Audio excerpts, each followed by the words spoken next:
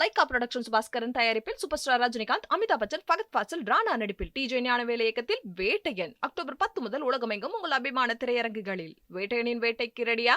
தமிழ்நாடு அமைச்சரவை கூட்டம் தொடங்கி இருக்கிறது. தமிழ்நாடு அமைச்சரவை கூட்டம் முதலமைச்சர் மு.க. ஸ்டாலின் தலைமையில் தற்போது தொடங்கி இருக்கிறது.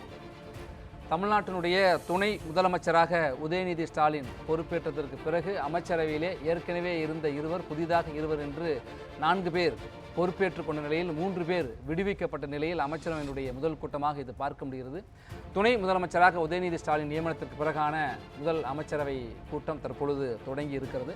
பல்வேறு முக்கிய முடிவுகள் எடுக்கப்படும் என்று எதிர்பார்ப்போடு இந்த அமைச்சரவையானது கூட்டமானது நடைபெற்றுக் கொண்டிருக்கிறது. நம்மோடு செய்தியாளர் ரேவதி இணைந்திருக்கிறார். ரேவதி, கூடுதல் தகவல்களை பதிவு செய்யும். மகேஸ்வரன், வணக்கம். தமிழக அமைச்சரவையை பொறுத்தவரை கிட்டத்தட்ட 5வது முறையாக மாற்றி அமைக்கப்பட்டிருக்கிறது. குறிப்பாக செப்டம்பர் 8ஆம் தேதி 5வது முறையாக தமிழக அமைச்சரவை மாற்றி அமைக்கப்பட்டு 4 பேர் புதிய அமைச்சர்களாக பொறுப்பேற்றிருக்கிறார்கள். 3 பேர் ஏற்கனவே அமைச்சரவை பட்டியலில் இருந்தவர்கள் அமைச்சர்களாக இருந்து விடுவிக்கப்பட்டிருக்கிறார்கள்.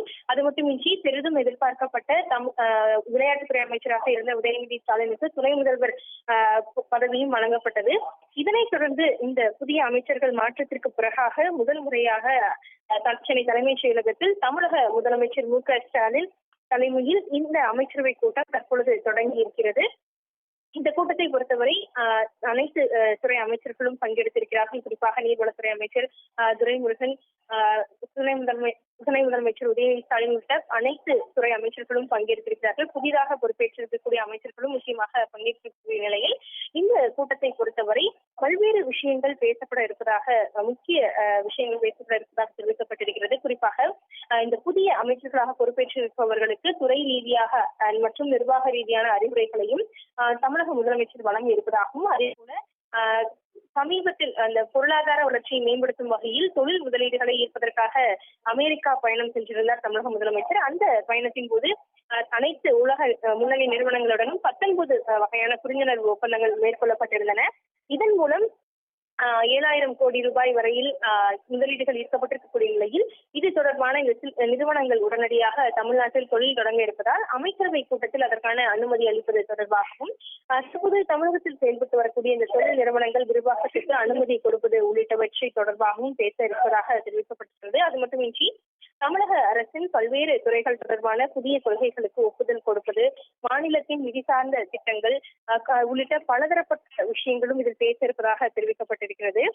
குறிப்பாக விடுதலை சிறுத்தைகள் கட்சி, அதாவது திமுகவின் கூட்டணி கட்சியாக இருக்கக்கூடிய, முக்கிய கூட்டணி கட்சியாக இருக்கக்கூடிய விடுதலை சிறுத்தைகள் கட்சி சார்பில், அந்த மகளிர் அணி சார்பில் கள்ளக்குறிச்சியில் ஒரு மிகப்பெரிய மதுவிலக்கு மாநாடு நடத்தப்பட்டது.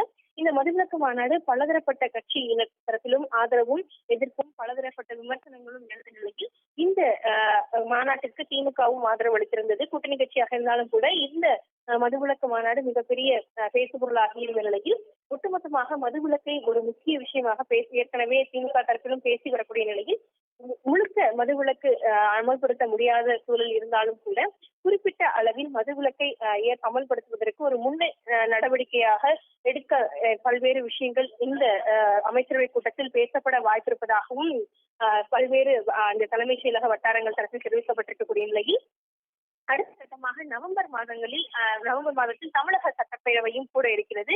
இது தொடர்பான விஷயங்களும் கூட பேசப்பட வாய்ப்பிருப்பதாகவும், குறிப்பாக துணை முதலமைச்சராக உதயநிதி ஸ்டாலின் பொறுப்பேற்றிருக்கக்கூடிய நிலையில் அவருக்கு என்னென்ன பொறுப்புகள், என்னென்ன விஷயங்கள், அதிகாரங்கள் இருக்கின்றன என்பது குறித்தும் கூட இதில் கலந்துரையாடி பல்வேறு தரப்பட்ட அடுத்த கட்டமாக தேர்தல் ஒரு மிகப்பெரிய விஷயமாக இருக்கிறது.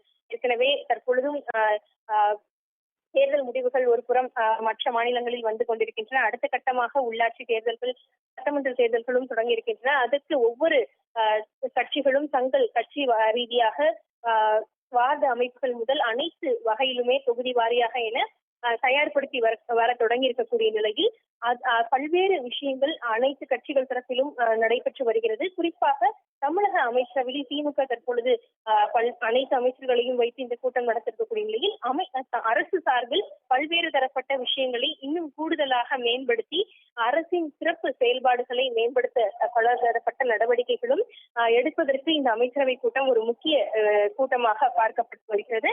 அந்த வகையில் முக்கிய முடிவுகள் மட்டுமின்றி பலதரப்பட்ட விஷயங்கள் குறித்த விவாதங்களும் இதில் நடைபெற வாய்ப்பிருப்பதாகவும் தெரிவிக்கப்பட்டிருக்கிறது. லைகா புரொடக்ஷன்ஸ் பாஸ்கரன் தயாரிப்பில் சூப்பர் ஸ்டார் ரஜினிகாந்த், அமிதாப் பச்சன், ஃபகத் ஃபாசில், ராணா நடிப்பில் டிஜே ஞானவேல் இயக்கத்தில் வேட்டையன் அக்டோபர் 10 முதல் உலகமெங்கும் உங்கள் அபிமான திரையரங்குகளில். வேட்டையனின் வேட்டைக்கு ரெடியா?